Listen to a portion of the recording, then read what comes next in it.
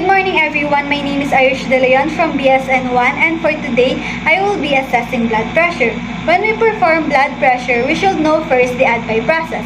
ADPI process or nursing process help nursing care providers to provide swift, effective, and personalized care for their patients, which include assessment, diagnosis, planning, implementation, and evaluation. So before we proceed to the nursing process, let me first discuss the purpose of assessing blood pressure. So the purpose of assessing blood pressure is to obtain a baseline measurement of your arterial blood pressure for your subsequent evaluation and to determine your client hepodynamic such as cardiac outlook, stroke volumes of the heart, and blood vessels resistance. Next is assessment. When we conduct assessment, we look for the signs and symptoms of hypertension such as headache, ringing in the ears, nosebleed, fatigue, and flushing in the face. While in the hypotension, we look for the signs and symptoms of tachycardia, dizziness, mental confusion, cool and clammy skin, pale or cyanotic skin. Good morning, Ms. Delian. If it is okay for you, ma'am, if I ask a few questions? Yes. Does your head feel like it's spinning? If the client's responds yes, then the next question should be how long did it last? So if the client's answers no, then we can proceed to the next step, which is the diagnosis. The diagnosis may vary depends on the client's response to your question. So if the client feels headache or any other signs and symptoms of hypertension, then the possible nursing diagnosis is acute pain, activity intolerance, and excess nutrients intake. So the next step is planning. Blood pressure may be assigned to AP and the nurse interprets abnormal blood pressure readings and determine accurate responses. So the equipment that we will be using is stethoscope,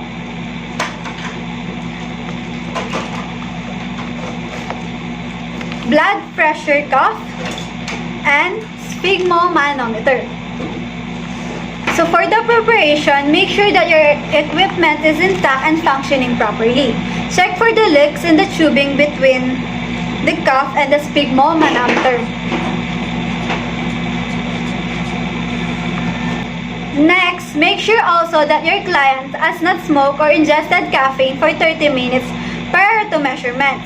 The rationale for this is that smoking constricts blood vessels while the caffeine increases pulse rate. Both of these can cause temporary increases in your blood pressure. Prior to performing for the procedure, I will first introduce myself and verify my client's identity using agency protocol. Good morning, ma'am. My name is Ayush De Leon, your student nurse for today. How do you like me to call you? Aina. Thank you po, Miss Aina. After that, I will explain to my client what I am going to do, why it is necessary, and how to participate. So, Miss Aina, for today we will be checking your blood pressure. That it will serve as your baseline measurement of your data of your arterial blood pressure for a subsequent evaluation. And it will help also to determine any heart condition that need an immediate care. And also to monitor the changes in your blood pressure. So, is it okay for you, ma'am? Yes. Okay, after that, I will discuss the result that will be used in planning for further care or treatments. So now, I will be performing hand hygiene alcohol-based route. And I will observe appropriate prevention infection procedures.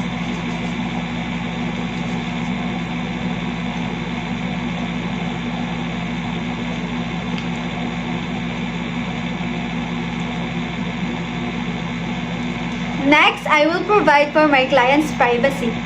Ma'am, anything that you will say to me is only between of us and to the doctor. Position the client appropriately and make sure that your client is sitting down and their legs are uncrossed because an adult client should be more sitting unless otherwise will be specified. Both feet should be flat on the floor. So the rationale for this is that legs cross the knee result for elevated systolic and diastolic pressure.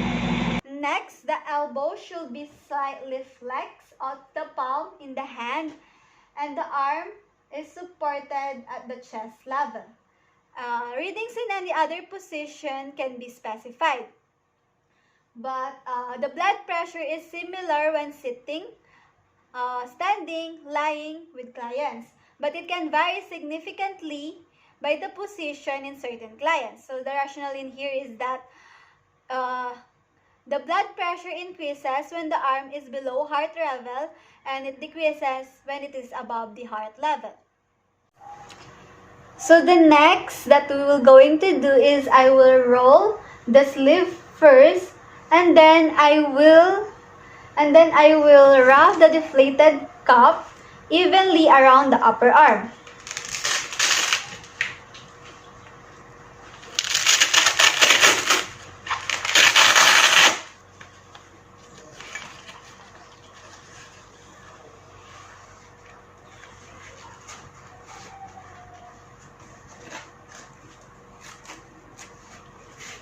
After that, I will locate the brachial artery.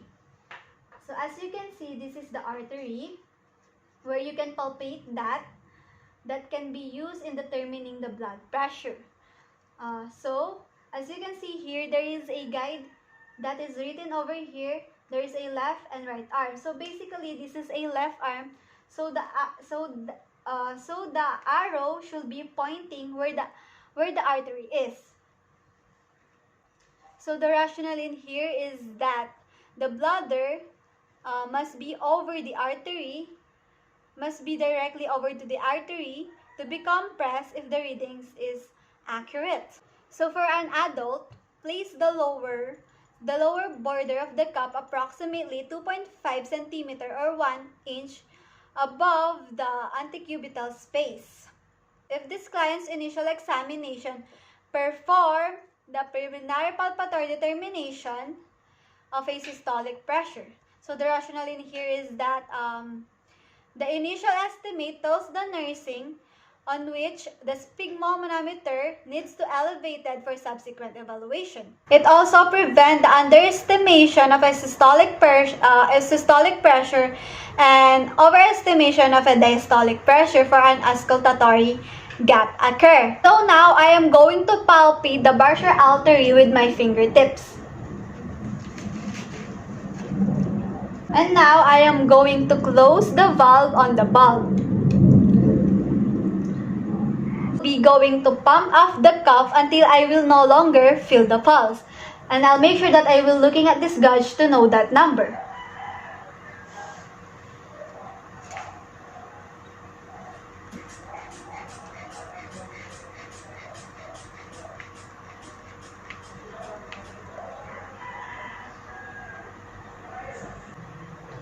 At that pressure, the blood cannot flow through the artery, and take note that the sphygmomanometer at which the pulse is no longer felt.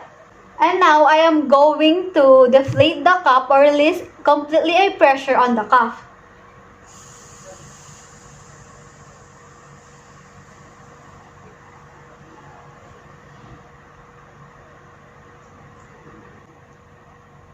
And I will wait 1 to 2 minutes before making further measurements. So the rationale in here is that waiting periods gives the blood trapped in the veins time to be released. Otherwise, false readings will occur.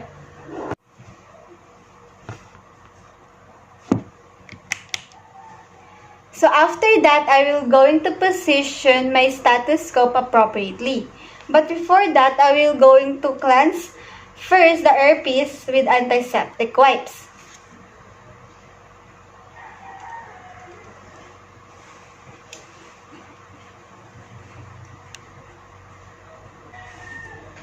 So now I am going to insert the ear attachment of my stethoscope in my ears so that they tilt slightly forward. So the rationale in here is that sounds are loud and clearly when the ear attachments is directly toward the ear canal.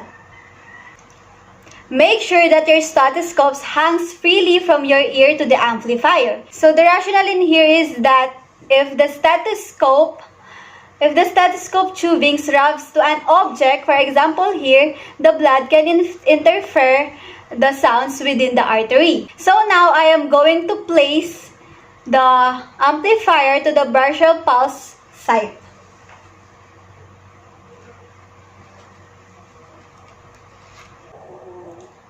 Because blood pressure is a low frequency blood and it may be best heard with a bell or diaphragm, bell shape or diaphragm. Place the stethoscope on the skin over the clothing. So the rationale in here is to avoid the noise in the amplifier by rubbing on the cloth. So for me to calculate Miss De Leon blood pressure, I will going to pump the cuff of the sphygmomanometer until it reads 30 millimeter per mercury, above the point where the partial pulse disappear, at 100 millimeter per mercury.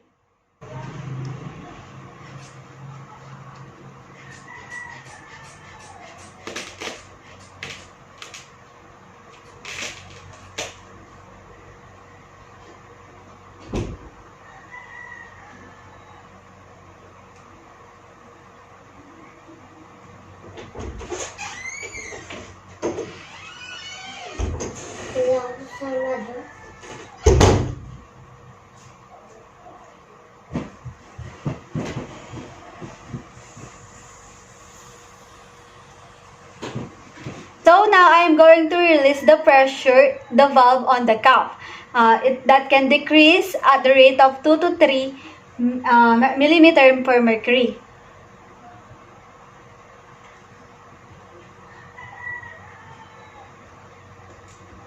The rationale in here is there is no clinical significance in the phase 2 and 3. After hearing the phase 5, I will now deflate carefully and completely the cuff. So I will wait 1 to 2 minutes before making further determination. So the rationale in here is that permits bloods to the veins to be released. So Miss De Leon, blood pressure is 90/70. So now I will put my mask on for safety purposes. So if you want to confirm the accuracy of the reading, especially if it falls outside the normal range, you can repeat the steps above, although this may not be routine procedure for hospitalized or well clients. If there is a greater than 5 mm mercury difference between the two readings, additional measurements may be taken and the result average. I'm going to remove the cuff in the arms clients.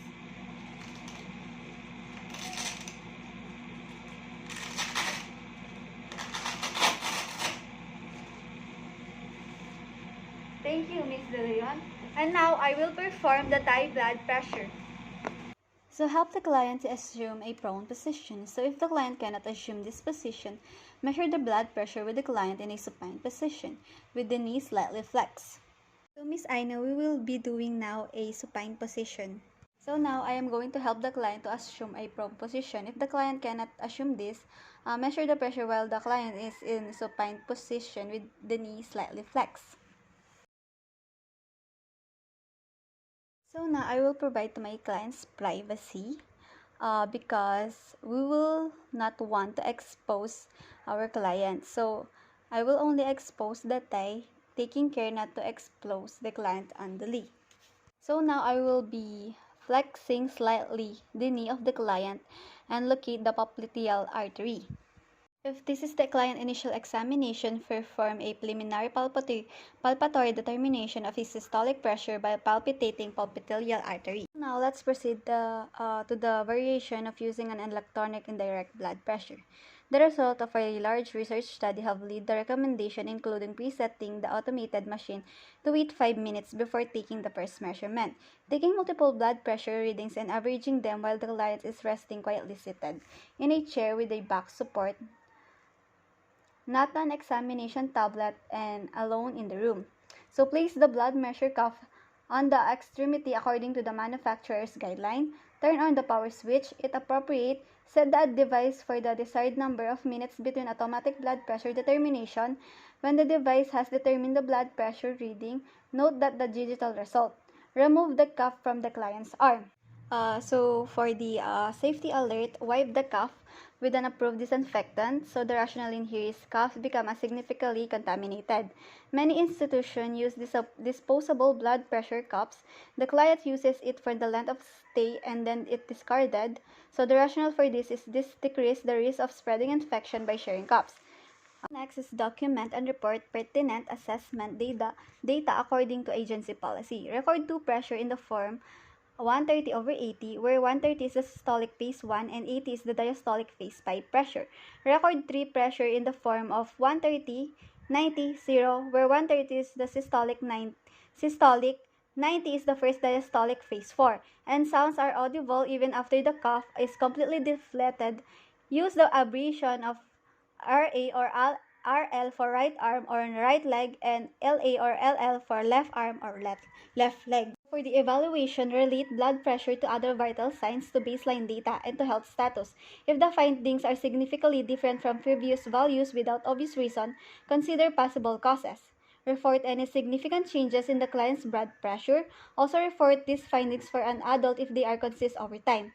Systolic blood pressure above 140 mm mercury, diastolic blood pressure above 90 mm mercury, systolic blood pressure below 100 mm mercury, and interarm difference of greater than 10 mm mercury.